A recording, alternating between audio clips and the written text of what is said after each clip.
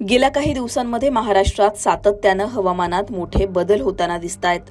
कुठे वादळी पाऊस, कुठे सोसाट्याचा वारा, तर कुठे उन्हाचा पारा सुद्धा चढलेला दिसतोय.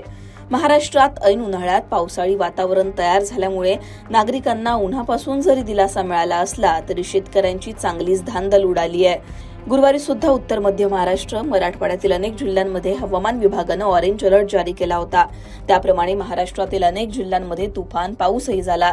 पुण्यामध्ये तर अक्षरशः रस्त्यांना नद्यांचं स्वरूप आलेलं पाहायला मिळालं.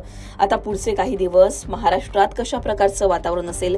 हवामान विभागाने जारी केलेल्या मॅपनुसार कोणत्या भागांना ऑरेंज अलर्ट देण्यात आलाय हे सगळं जाणून घेऊ. सॅटेलाइट इमेजचा जर विचार केला तर बंगालचा उपसागर किंवा अरबी समुद्रात सातत्यानं तयार होणाऱ्या मोठ्या बदलांमुळे महाराष्ट्रात मोठ्या प्रमाणात पावसासाठी अनुकूल अशी परिस्थिती तयार झाली आहे. त्याचबरोबर सातत्यानं तयार होणारे पश्चिमी विक्षोभ सुद्धा या परिस्थितीला कारणीभूत आहेत. 2 तारखेला हवामान विभागाने काय अलर्ट दिलेत ते सुद्धा पाहू. नंदुरबार, धुळे, नाशिक, अहिल्यानगर, बीड, लातूर, सोलापूर, पुणे, सांगली, जालना, संभाजीनगर, जळगाव या भागांमध्ये ऑरेंज अलर्ट आहे. म्हणजेच मेघगर्जनेसह वादळी पाऊस या भागांमध्ये पडू शकतो. त्याचबरोबर बुलढाणा, अकोला, वाशिम, हिंगोली, परभणी, नांदेड, अमरावती, नागपूर, गोंदिया, भंडारा आणि कोकणातील सगळ्याच जिल्ह्यांना हवामान विभागानं येलो अलर्ट जारी केलाय.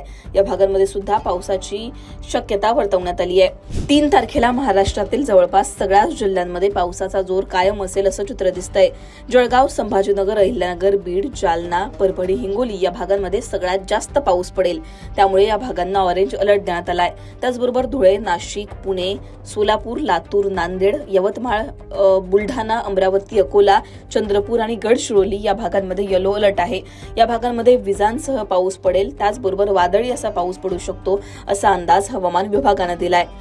काही भागांमध्ये गारपिटीची सुद्धा शक्यता वर्तवण्यात आली आहे. कोकणामध्ये 3 तारखेला पावसाचा जोर कमी होऊ शकतो, पण रायगड आणि सिंधुदुर्गमध्ये ढगाळ वातावरण असू शकतं असा अंदाज हवामान विभागाने दिलाय. 4 तारखेला पावसाचा जोर थोडासा कमी होईल असं चित्र दिसतंय. विदर्भातील सगळ्याच जिल्ह्यांना येलो अलर्ट आहे. त्याचबरोबर जळगाव, संभाजीनगर, अहिल्यानगर, बीड, लातूर, हिंगोली, नांदेड या भागांमध्ये सुद्धा पावसाची शक्यता वर्तवण्यात आली आहे. 4 तारखेला उत्तर महाराष्ट्र, त्याचबरोबर पश्चिम महाराष्ट्रातील जिल्ह्यांमध्ये ढगाळ वातावरण असू शकतं. 5 तारखेला सुद्धा पावसाचा जोर कमी होईल असं चित्र इथे दिसतंय. गोंदिया, गडचिरोली, हिंगोली, परभणी, नांदेड फक्त याच भागांमध्ये पावसाची शक्यता वर्तवण्यात आली आहे. 5 तारखेनंतर पावसाचा जोर कमी होऊ शकतो असं चित्र पाहायला मिळतंय. त्यामुळे उष्णतेच्या लाटेचा इशारा 5 तारखेनंतर देण्यात येऊ शकतो असा सुद्धा अंदाज आहे.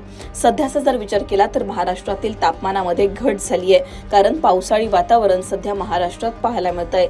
पण 5 तारखेनंतर पुन्हा एकदा उष्णतेची लाट महाराष्ट्रात पाहायला मिळू शकते असा अंदाज व्यक्त करण्यात येतोय. सध्या तुमच्या भागामध्ये काय वातावरण आहे, तिथे कशा प्रकारची परिस्थिती आहे हे कमेंटमध्ये सांगा. लोकमतला सबस्क्राईब केलं नसेल तर सबस्क्राईब करायला विसरू नका.